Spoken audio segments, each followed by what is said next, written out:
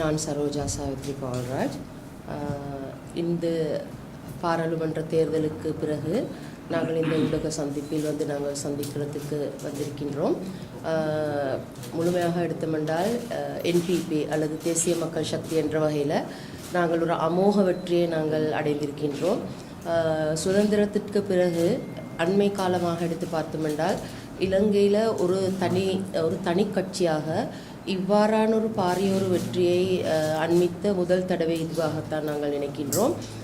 ஆகவே இது ஒரு வரலாற்று சாதனை படைக்கக்கூடிய ஒரு வெற்றி. என்னவென்று கூறுவதாக இருந்தால் இந்த வெற்றி என்பது இப்போ நாங்கள் மட்டக்களப்பு மாவட்டத்தை தவிர அனைத்து மாவட்டங்களையும் வடக்கு கிழக்கு பிரதேசங்கள், மலையகம், ஏனைய சகல பிரதேசங்களையும் எடுத்து நாங்கள் 159 ஆசனங்களை நாங்கள் பெற்றிருக்கின்றோம். விகிதாசார முறையில் நாங்கள் பார்க்கும்போது இந்த தேர்தல் விகிதாசார முறையை அறிமுகப்படுத்தினதற்கு பிறகு இந்த முறை நாங்கள் 141 ஆசனங்களையும் தேசிய பட்டியலில் 18 ஆசனங்களையும் பெற்று 3/2 பெரும்பான்மையை நாங்கள் பெற்றிருக்கிறோம் என்றதை நாங்கள் சந்தோஷமாக தெரிவிக்கலாம். இருந்த போதிலும் இலங்கையில் நாங்கள் கடந்த காலத்தை பார்த்தோமென்றால் இந்த அமோக வெற்றி அல்லது 3/2 பெரும்பான்மை வெற்றி பெற்ற சில கட்சிகள் இந்த நாட்டுக்கு என்ன செய்தது என்ற காரணத்தை வைத்து பார்க்கும்போது மக்கள் மத்தியில் பாரிய ஒரு அச்சுறுத்தல் அல்லது பாரிய ஒரு பயம் இருந்தது. அதிகூடிய அதிகாரத்தை பெறுகின்ற ஒரு அரசியல் கட்சி இந்த நாட்டுக்கு நன்மையை செய்யுமா என்பதை பற்றி. ஆனாலும் நாங்கள் இந்த முறை இந்த வெற்றியோடு நாங்கள் கூறுகின்ற விடயம்தான் இது எங்கள் கட்சி மீது மக்கள் வைத்திருக்கின்ற நம்பிக்கை.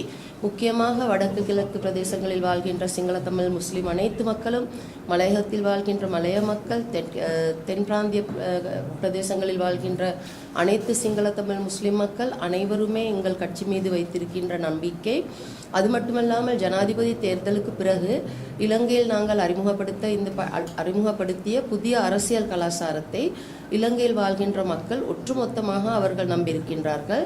முக்கியமாக இலங்கை என்ற தேசியத்தை கட்டியெழுப்பதற்கு நாங்கள் நீண்ட காலமாக குரல் எழுப்பிக் கொண்டிருந்தோம். அந்த வகையில் பார்க்கும்போது இந்த இலங்கையில் அனைவருமே சிங்கள தமிழ் முஸ்லீம் பேகமலே ஆகிய அனைவருமே ஒன்றாக இந்த தேசியம் இலங்கை தேசியம் என்ற நாங்கள் அனைவருமே இலங்கையர்கள் என்ற ஒருமைப்பாட்டுடன் நாங்கள் இந்த முறை இந்த வெற்றியை நாங்கள் காண்கின்றோம். ஆகவே தான் நாங்கள் சொல்கின்ற விடயம் இது எங்கள் கட்சிக்கு மாத்திரம் இல்லாமல் இலங்கையில் வாழ்கின்ற அனைத்து சமத்துவத்தை விரும்புகின்ற மக்களுடைய ஒருமைப்பாட்டை விரும்புகின்ற அதே போல இலங்கை நாட்டின் மறுமலர்ச்சியை நம்புகின்ற மக்களுக்கு இது ஒரு புதியதொரு அரசியல் கலாச்சாரம். முக்கியமாக ஜனாதிபதி அனுரகுமார் திசாநாயக் அவர்களுடைய வெற்றிக்கு பிறகு அண்மித்திருக்கின்ற இந்த 50 நாட்களோட பார்க்கும்போது இந்த கடந்த 50 நாட்களிலும் நாங்கள் மேற்கொண்ட நடவடிக்கைகள் வீண் விரயம் இல்லாத அரசமுறை, அது மட்டுமல்லாமல் ஆடம்பரம் இல்லாத மிகவும் எளிமையான மக்களுக்கு நலம் நாந்து சேரும் வகையிலான அரசியல் கலாச்சாரம், இது போன்ற அனைத்தை பற்றியும் மக்களுக்கு ஏற்பட்ட நம்பிக்கையின் காரணத்தால் தான் இந்த முறை இந்த பாரிய வெற்றியை பாராளுமன்ற தேர்தலில் நமக்கு அண்மிக்க முடிந்திருக்கின்றது. ஆகவே அதற்காக பாரிய அர்ப்பணிப்புகளை செய்த, இவ்வளவு காலமும் அதற்காக உழைத்து கொண்டிருந்த, வாக்களித்த, அது மட்டுமல்லாமல் எங்களுடைய அமைப்புகளுடன் இணைந்து செயற்பட்ட வடக்கு கிழக்கு பிரதேசங்களில் இருக்கின்ற அனைத்து மக்களுக்கும், அதே போன்று மலையக மக்களுக்கும், ஏனைய பிரதேசத்தில் வாழ்கின்ற மக்கள், சிங்கள தமிழ் முஸ்லீம் பேகமலே அனைத்து மக்களுக்கும் நாங்கள் இது நன்றி தெரிவிக்கும் ஒரு சந்தர்ப்பமாகவும் நாங்கள் பயன்படுத்தி கொள்கின்றோம். அதேவேளை நாங்கள் சொல்ல வேண்டிய ஒரு விடயம்தான், முக்கியமாக இந்த தேர்தலின் போது இனவாதமும் மதவாதம் என்ற அந்த பிரிவினைவாதங்கள் அனைத்தையுமே ஒழித்து கட்டப்பட்டிருக்கின்றது. ஆகவே அது ஒரு இலங்கை நாட்டுக்கு நாங்கள் கடந்த அரசியல் காலத்தில் பார்க்கும்போது அந்தந்த காலங்களில் அரசியல் தேர்தல் வரும்போது தேர்தல் காலங்களில் இனவாதத்தை தூண்டிவிடுவது, மதவாதத்தை தூண்டிவிடுவது, அண்மை காலத்தில் கூட அவ்வாறான பல அந்த சதி திட்டங்கள் சூழ்ச்சிகள் மேற்கொள்ளப்பட்ட போதிலும் அது அனைத்தையுமே முறியடிக்கப்பட்டு இலங்கை மக்கள் என்ற வகையில் நாங்கள் அனைவருமே ஒன்றாக வெற்றி பெற்ற சந்தர்ப்பமாகவே நாங்கள் இந்த வெற்றியை நாங்கள் கருதுகிறோம். கருதுகின்றோம்.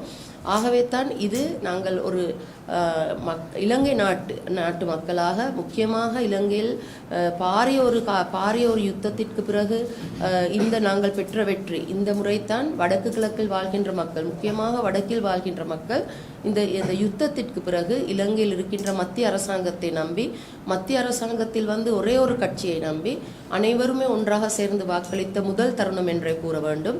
ஆகவே NPP என்ற திசை காட்டி சின்னத்தில் நாங்கள் இலங்கை முழுவதும் நாங்கள் ஒரே சின்னத்தில் நாங்கள் இட்டிருக்கின்றோம். வடக்கில் வாழ்கின்ற மக்களும் அந்த எங்களுடைய வெற்றியுடன் கைகோர்த்து அவர்களுடைய ஆதரவுகளை எங்களுக்கு தெரிவித்து எங்களுடைய அதிகாரத்தை பலப்படுத்துவதற்காக அவர்களுடைய பூரண ஆதரவை தெரிவித்திருக்கின்றார்கள்.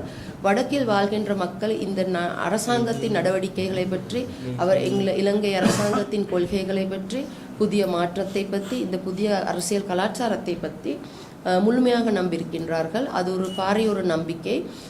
எந்த ஒரு காரணம் கொண்டும் இந்த நம்பிக்கைக்கு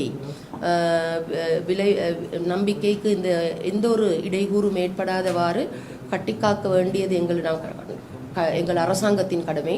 நாங்கள் அந்த அரசாங்கத்தின் கடமையை முழுமை பெற நடவடிக்கை மேற்கொள்வோம். அது மட்டுமல்லாமல் இலங்கையில் வாழ்கின்ற அனைத்து மக்களுக்கும் பொருளாதாரத்தின் சமத்துவம், அதே போன்று இந்த ஜனநாயக உரிமைகள், கிளீன் ஸ்ரீலங்கா, அது மட்டுமல்லாமல் நாங்கள் எதிர்பார்க்கின்றோம் இலங்கையில் இந்த புதியதொரு கலாச்சார மாற்றம், அரசியல் கலாச்சாரத்தின் மாற்றம், நாட்டில் வாழ்கின்ற அனைத்து மக்களுக்கும் ஜனநாயக உரிமைகள், அடிப்படை உரிமைகள், வசதிகளை வழங்கப்படுகின்ற ஒரு நாடு கட்டியெழுப்பதற்காக நாங்கள் எமக்கு கிடைத்திருக்கின்ற இந்த அதிகாரத்தை நாங்கள் பயன்படுத்துவோம் என்பதை நாங்கள் கூறுகின்றோம். அது மட்டுமல்லாமல் நாங்கள் சொல்ல வேண்டியது, இதில் இப்போ தேர்தல் முடிந்துவிட்டது. நாங்கள் அனைவருமே ஒன்று சேர்ந்து நாட்டை கட்டியெழுப்பும் தருணத்தில் தான் நாங்கள் இருக்கின்றோம். தேர்தல் முடிந்ததுக்கு பிறகு நாங்கள் வெற்றி பெற்றவர்களோ தோல்வி காண்டவர்களோ என்று எவருமே இந்த நாட்டில் இல்லை. அரசியல்வாதிகள் தோல்வி கண்டிருக்கலாம், ஆனால் மக்கள் எவருமே தோல்வி கண்டவர்களாக இல்லை. ஆகவே நாங்கள் சொல்கின்றோம், யாரும் இழக்கவில்லை.